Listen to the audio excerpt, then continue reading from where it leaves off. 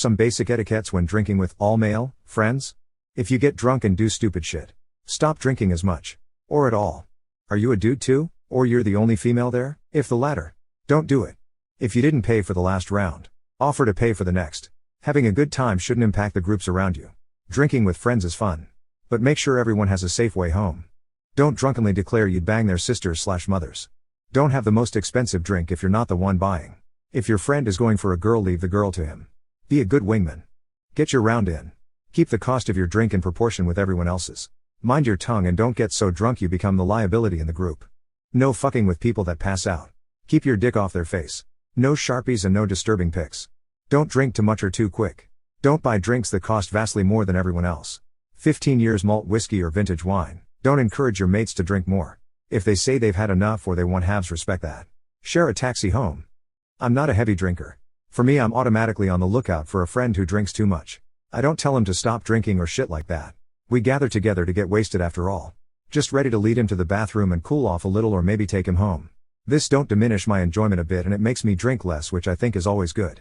Your limit is not how much you can drink. Your limit is where you don't turn into an aggressive asshole. I can only speak for heterosexual men.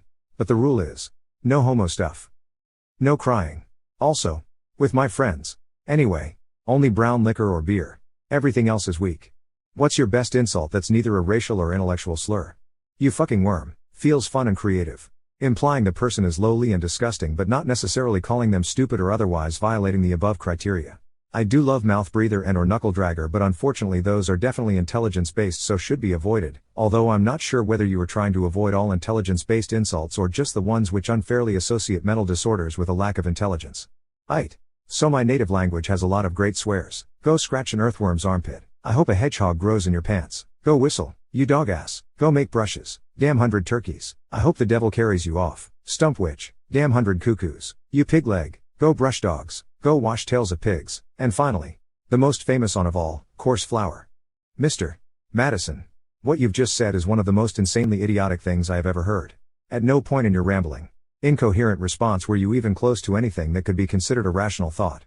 Everyone in this room is now dumber for having listened to it. I award you no points. And may God have mercy on your soul. My new thing is calling people a loser. Let's say one of my coworkers trips or missteps a little. You'll be like, ha, get fucked loser. Or my God, you are such a loser and quat. It's always said in fun. But it makes me feel bad actually saying it to someone and probably would never use it as an actual insult. Fucking idiot is another one. It's not the words itself. It's the way that it's said. What is the stupidest thing you believed in as a child? When I was a preschooler, my mom told me that you weren't allowed to ride a motorcycle or get tattoos unless your mother was dead. One day, outside the grocery store, I saw a big, tough-looking dude covered in tats, straddling the loudest motorcycle ever. Damned it, 5-year-old me didn't go up to him and ask, "Hey, is your mom dead?" And quat. Dude looked at me and said, "Yeah." And quat. And I was shocked that my mom was right. I legitimately believed that I could do or be anything I wanted. And now here I am, working a trashy retail job after spending my entire childhood being that hella gifted child. Told I'm destined for great things. I was gonna be a nuclear engineer.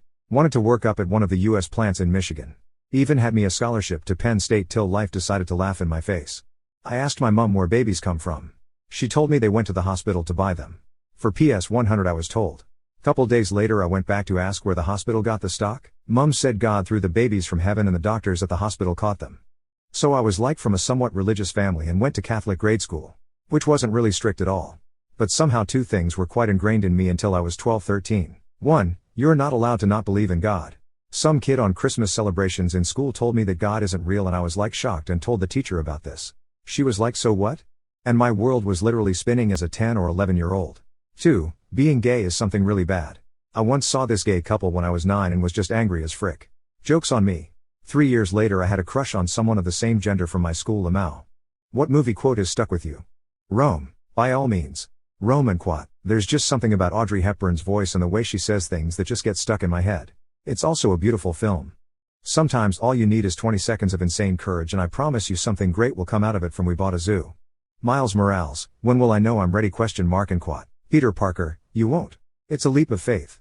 And quat, / Spider-Man, Into the Spider-Verse. I say this quote whenever I'm scared. Like this year. I moved across the country for a great opportunity and I was terrified. But it was a leap of faith. Life moves pretty fast. If you don't stop and look around once in a while, you could miss it. By Ferris Bueller in Ferris Bueller's Day Off. The Beach Boys? How nice of that man to give me a CD that will remind me of all the wonderful times I shared with his daughter. What an asshole. And quat, tilde 51st dates. Before you can change the world you must realize that you, yourself, are part of it. You can't stand outside looking in. The Dreamers. Potatoes. Boil M. Mash M. Stick M in a stew. Lovely golden chips with a nice piece of fried fish and quat. My husband and I always write potatoes on our shopping list. We also had fish and chips for dinner last night. Every day hundreds of kids go into the liquor store with fake IDs and every single one says they're 21. How many 21-year-olds do you think are in this town? It's called fucking strategy, alright? Fogel. Everybody's stupid in an election year. Charlie. No.